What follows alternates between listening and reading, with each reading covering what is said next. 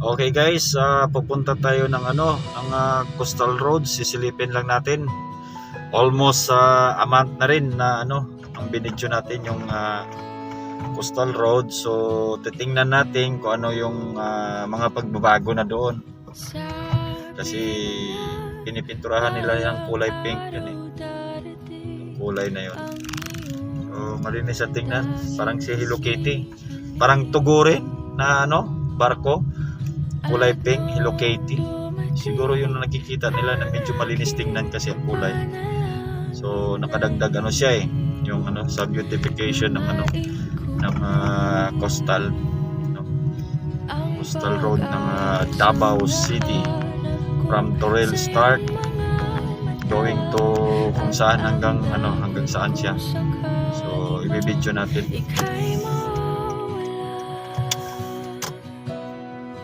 So dito tayo dadaan kasi may traffic light. So pakanan tayo dito, ikakatok ko lang. I-video tayo ulit. Dito na tayo sa highway, So 4 lanes yung highway dito. So hindi pa tayo nakarating doon sa Ito alam ko part na ng Toril ito eh. So yun, baybayin lang natin. Nasa unahan lang yung daan. Kakaliwa tayo doon. Okay, so ito yung Toril na ito, part of Toril na. So yun, nasa unahan lang yun eh, yung dinaanan namin dati. So dadaanan natin yun mga guys.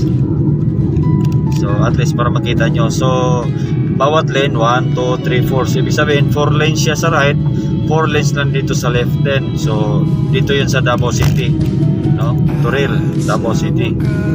Kasi papunta tayo ng Coastal Road.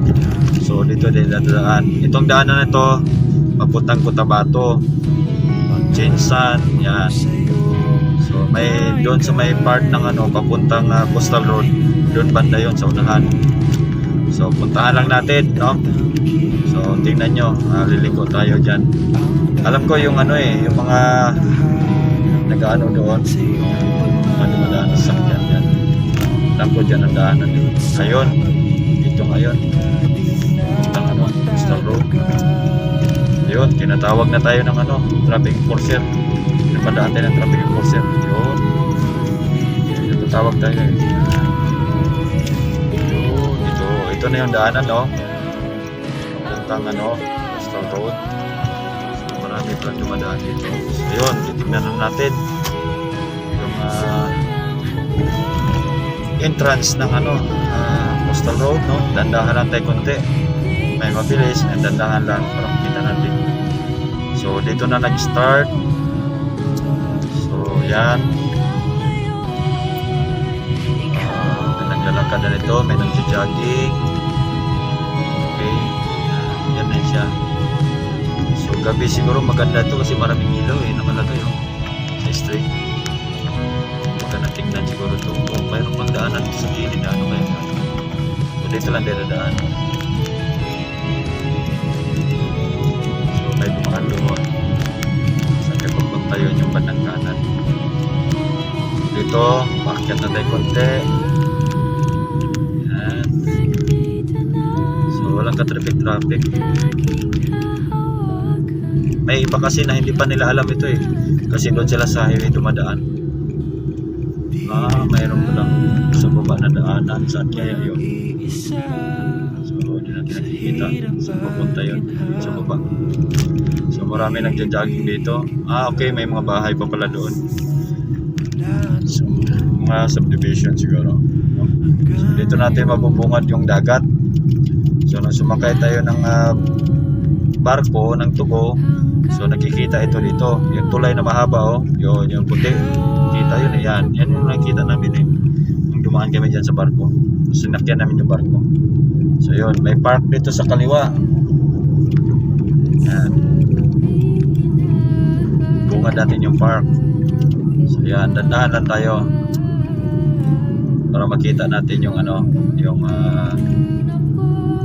magandang daan. So siya 1, 2, 3, 4 lanes siya. Dalawa right, dalawang lanes. So, mayroon na silang dito. Ano kaya to? Kita tayo siguro na ano,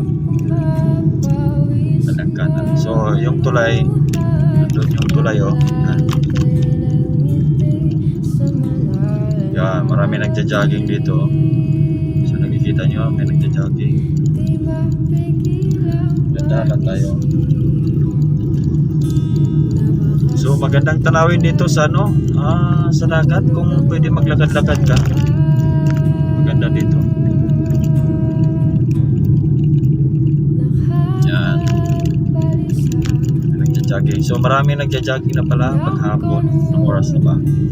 5:12 PM. So marami nagja-jogging. Yan, kung nakikita nyo, nagja-jogging ngayon, no? Tumatakbo sila. May nagbabike, jogging. So dinadayo, marami.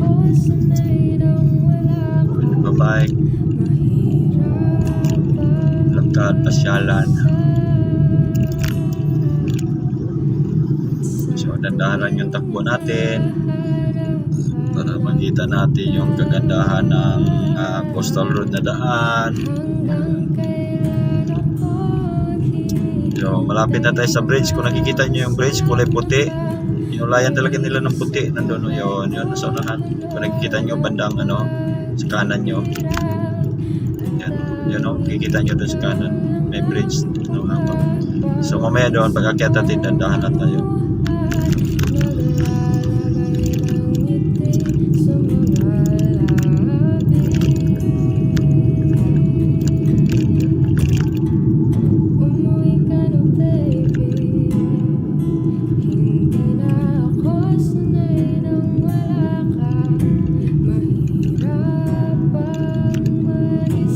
Yun, may mga tinampak na silang malalaking bato, baka magawa ng iba dyan ng ano,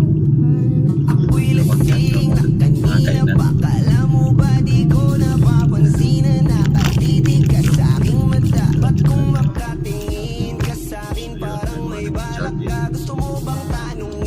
Okay, malapit na tayo sa bridge, no?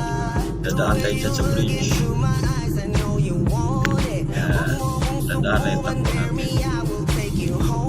So, huwag nyong i-skip yung yung video. Tingnan nyo talaga.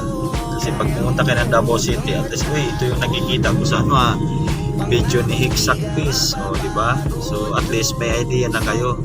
So, ganito pala kaganda.